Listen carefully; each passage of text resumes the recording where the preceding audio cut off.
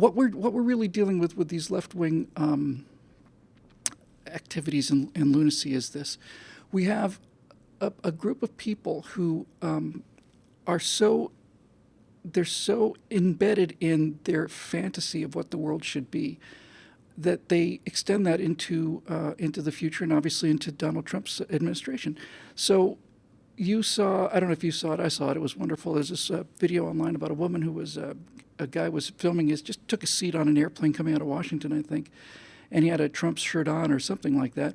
And this woman just started berating him. I'm not going to sit next to you, and you gave him the power over the nuclear button, and she got thrown off the airplane, which was fun to watch. But why would you do something that hysterical? Why? Why would you get that hysterical? Well, I think that particular episode was a great example.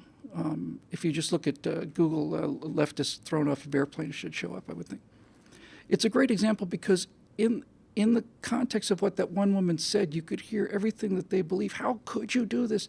You put his finger on the nuclear button. You know, he doesn't even believe in global warming.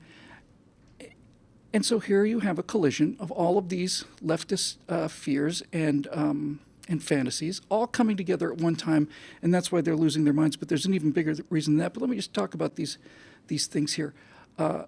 When she says Trump has his finger on the nuclear button, that's a person that doesn't really quite understand how nuclear weapons work or how they're launched.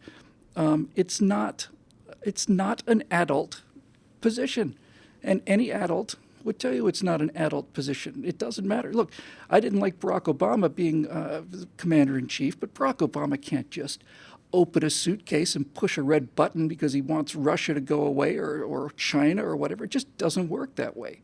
One of the many reasons that we are so secure with these weapons is the protocols for launching them is astonishing. It's astonishingly complicated and rigorous. And when you get right down to it, there's an insane person. If Donald Trump were to go nuts, or somebody gets hit on the head or something, so I've decided to destroy Russia today, launch the nuclear weapons, that's not a signal that the nuclear weapons would start flying. That's a signal that he'd be put into a psychiatric hospital where he belongs. That's what that would mean. It'd mean he'd be put into a psycho ward where he belongs or she belongs or whatever. So first of all, she believes that there's this big red button that you can push. And furthermore, since this is a little bugaboo of mine, she also thinks that if you launch every single nuclear weapon in the world, it will destroy the planet. It'll crack it in half like Vulcan in the Star Trek thing. That if you launch all of these nuclear weapons, the Earth is simply going to just vaporize and just crack in half. That's also a person who doesn't understand very well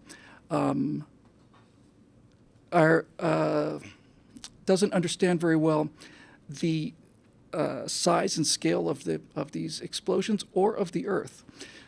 So just so you know, the Hiroshima bomb, the atom bomb, was probably, I think I want to say about 12 kilotons, something like that.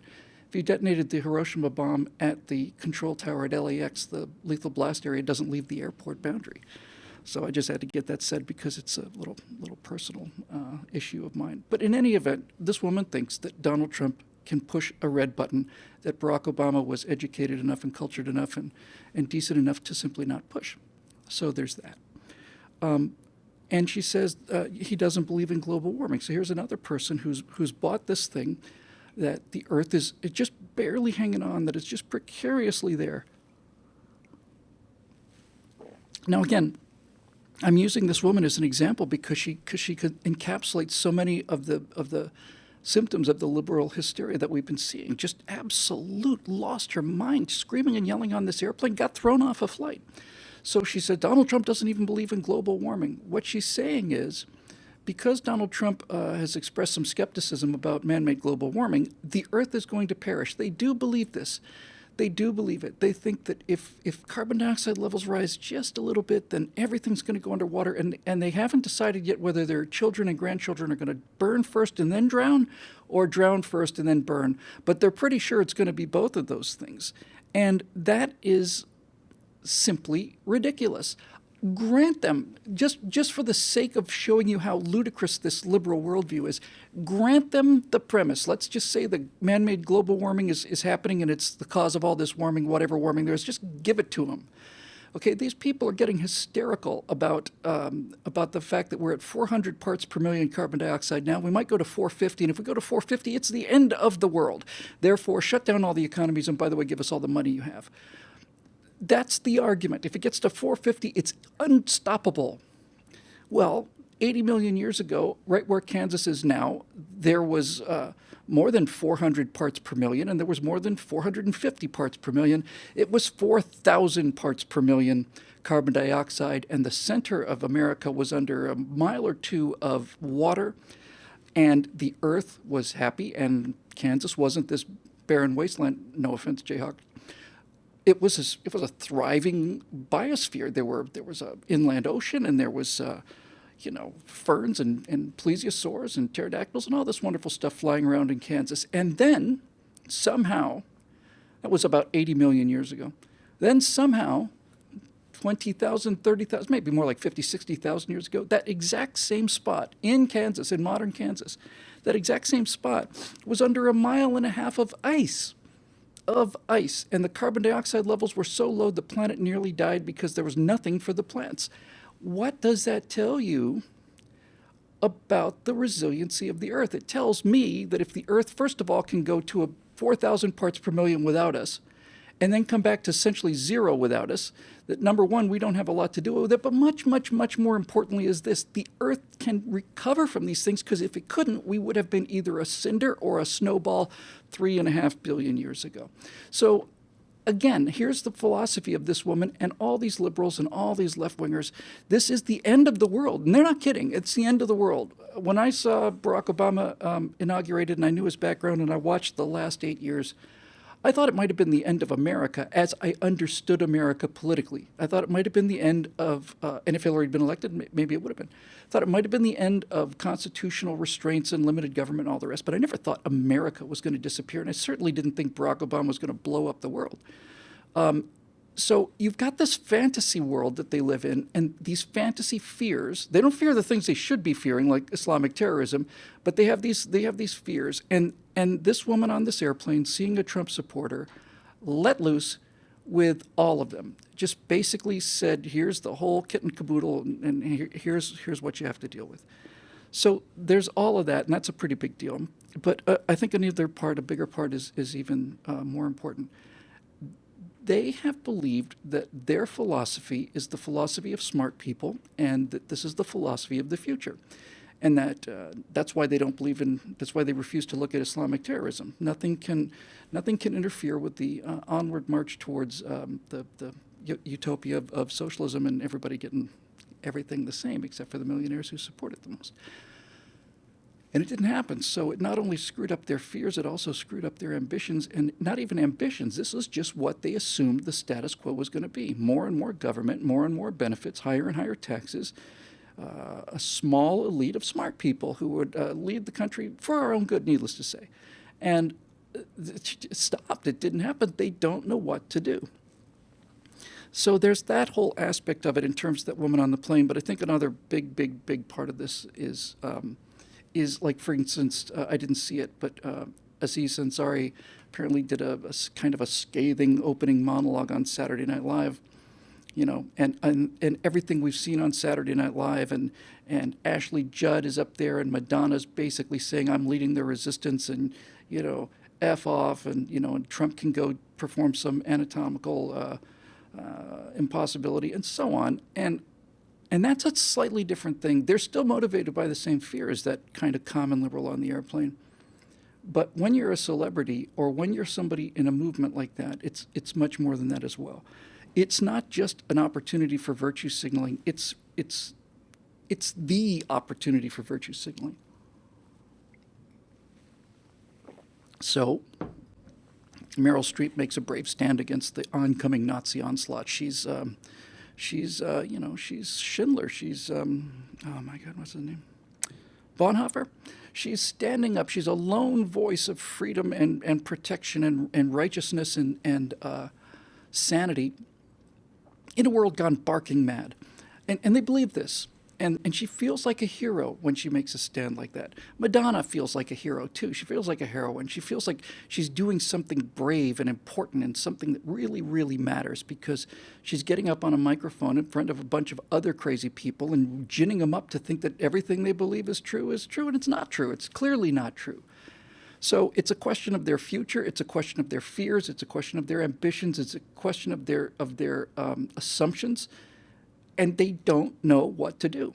But the best part of all of this is watching the celebrities and the newspaper people, because these are the people that have controlled the information, controlled the narrative of this country for 30, 40 years now. And when Meryl Streep makes a statement like that, and the president doesn't go, well, she's entitled to her opinion. When the president says, hey, you know what?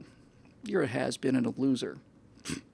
Well, what good did Meryl Streep do there?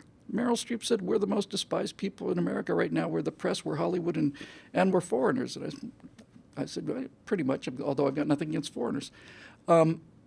So they've lost their power, and they've lost the narrative, and the narrative is what kept them warm. And we're going to be talking a lot about the narrative on the show as time goes on. But the liberal narrative is essentially that America's an evil place filled with evil, greedy people, and only progressives can save us from our filthy, tortured, blood-stained history and restore us to a world of income equality and free health care and free college and all the rest. Well, people just said, we don't care what you think. You're a movie star. You know, the president, any president, whenever there's a crisis, he doesn't, turn to his chief of staff and say, where are the celebrities? He says, where are the aircraft carriers? So that aspect of it is kind of critical. And so I'm going to use this opportunity to end this first segment on liberal hysteria and segue into our first commercial, because we are doing commercials on the air now. Because people are used to commercials in the middle of programming. This is one of the big realizations that I've had. So, Neil, who's our sponsor, our advertiser today?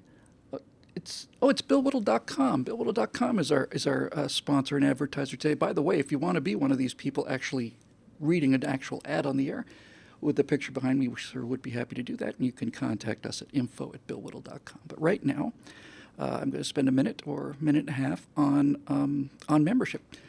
We talked about this a little bit yesterday, but unfortunately we weren't streaming yesterday. It looks like we're streaming now. One of the things that was the nicest thing about this membership issue occurred during the last Stratosphere Lounge. It's a 2 or 3 hour show I do on Wednesday evenings at 6 p.m. Pacific, 6 and 9 Eastern. And I was talking about membership, and I had a number of people some had been members for a long time, others been members just recently. But a number of people said they thought it was fun. It made them feel good. Several people said it's the best money they ever spent. Now, I can kind of understand where that comes from, because what we're talking about is we're talking about your sanity. We're talking about your ability to defeat these lunatics and idiots at the water cooler. Just the argument I made today about the Kansas argument for global warming is worth 33 cents for today, I would think, because that's what it comes down to. It's 33 cents a day for all of these things in insanity. But let me just tell you what I think is genuinely actually important and why we're out here pushing membership so hard right now at this opportunity. Donald Trump's election and Donald Trump's actions, by the way, circumventing the press, basically saying, no, I'm not going to answer a question from you, CNN. You're false news. You're fake news. Interrupting the royal order of questions at the press conference. I didn't know this, actually. But the press conference, the tradition is, first we must call upon the high priest of the Associated Press, and he comes in with his magnificent robes, and he asks his question of the deity, and then the next priest in the hierarchy is admitted, and he asks his question, and so on, and so on, and so on, and so on. The Donald Trump's press secretary said, no, we're going to take questions, take Univision or whatever. So here's the point, folks. We have a president who's circumvented the mainstream news media, which is our information. We have a president who is going to do some amazing things in Washington, which we'll get to in our second segment. And he's a president who openly mocks Hollywood culture. What does that mean long term? What it means long term is we have an incredible opportunity now, because the left-wing narrative, which is the story that they tell themselves, and that's why conservatives have to be shut out, because they can't hear anything other than this story. about how awful we are and how awful capitalism is, how awful, awful, awful, awful. This narrative has been shattered. It's been fractured and shattered. It hasn't been defeated and it hasn't gone away, but it's been shattered. And you can tell. You can tell that these people are in a state of extreme psychic distress. And it's because their entire worldview, which comes at them from all sides, like it comes at us from all sides, has been shattered by this. It's just shocking to them. So the reason we're looking for members now, especially now, is because that narrative has been shattered, but it's not been removed.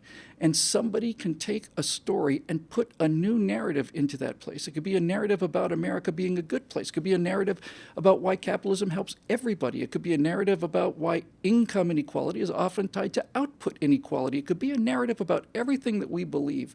And the more resources we have to do it, the better we can do it, and the further we can push it. I think this is the best political commentary on the air. It's certainly better than what Andrew Klavan is putting out, and he's apparently getting members over there. So, I mean, my God. It's 33 cents a day, folks. If you want to become a member, just go over to billwhittle.com. And I'm really asking you this for the future of the country. The more resources we have, the more we can do. And we have a lot of fun, by the way. So if you become a member, you get instant access to all of the members-only content, like Bill Whittle Live. We'll be doing the first 5-10 minutes on Facebook.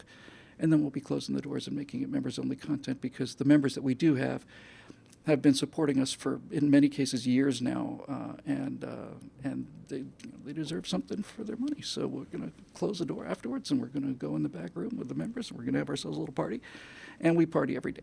So if you can do it, do it. It's good for you. It's good for me. It's good for the country. Everybody wins. Capitalism is amazing. Hurrah. On to our second topic, which is Trump and executive orders. This is wonderful. I don't know. I haven't heard anybody else say this. I thought this was rather pithy. When Barack Obama kept issuing all of these executive orders in defiance of the Constitution and the law, I'm going to executive order on immigration. By God, man, that's a hugely important issue. You can't executive order that. That's legislation. It's the voice of the people. It's Congress and health care and all of these things. He's dictating law through executive order. An executive order is essentially a royal decree. And we don't have royal decrees in this country. And I watched the last 8 years watching these executive orders pile up and all of these executive orders about this and that. And I remember thinking, good God, what has happened? Now, the good news is, this is a little pithy statement, is that as it turns out that an executive order, since it's not law, doesn't have to be overturned legally. It can simply be voided by the next president. He can issue an executive order that voids all previous executive orders, which means that basically Barack Obama's 8 years of governance was written in pencil. His legacy was written in pencil because it's that easy to erase it. It's simply, he cheated to get it there. He way overreached the power that was originally designed for. He did some awful damage with it, and now to undo the damage, all we have to do is just say, you know what, it's gone, it's voided, it's out of there, vacated. So when you write history in pencil, you get some interesting consequences. Saw earlier today that Donald Trump is talking about the executive order on the part of Donald Trump and removing one of Barack Obama's executive orders has put that Keystone oil pipeline back into play. Executive orders on virtually everything now are simply going to overturn everything that Obama did. The very first one he signed, I believe, was to alleviate some of the burden on Obamacare. It seemed exceedingly vague to me, but you know what? It's supposed to be vague. It was a statement to the supporters and to the people who've been left out for so long that we're serious about all this. So when I saw that he was that the things like the oil pipeline were back in the mix, I was very pleased. But the things that I think that are just terrifying the left, and I'm a little concerned about this because these people can actually fight back somewhat effectively, is when he basically says we're going to freeze federal hiring. We might reduce the federal bureaucracy by 25%. All of the people that he's put in cabinet positions seem pretty much determined to either downsize or eliminate the departments that they were given. And I say to that, hooray. But he is basically declaring war not only against the pop culture, not only against the news media, he's going for the whole trifecta. I was talking about this iron triangle between the left-wing politicians in Washington, the left-wing news media people in New York, and the left-wing culture, TV and movie and music mavens in Hollywood. And he's basically blown all three out of the water. To the media, he says, "You're fake news. I'm not going to even listen to you. I'll tweet directly to the American people." To the pop culture, he says, "I don't care what you think. I think you're a bunch of has-been loser idiots." And now to the real challenge in Washington, which is not the Democratic Party, which got thrashed. Barack Obama's legacy will continue much longer than we suspect. Not just that the Democrats got thrashed, but now he's going after the one thing that really has an impact, and that is the immortal bureaucracy. It's the enormous, immortal bureaucracy.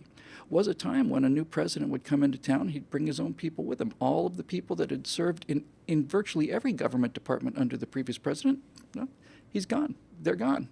Here comes Trump's people. It's not been that way for quite a while. There's a perpetual bureaucracy. It's extremely left-wing.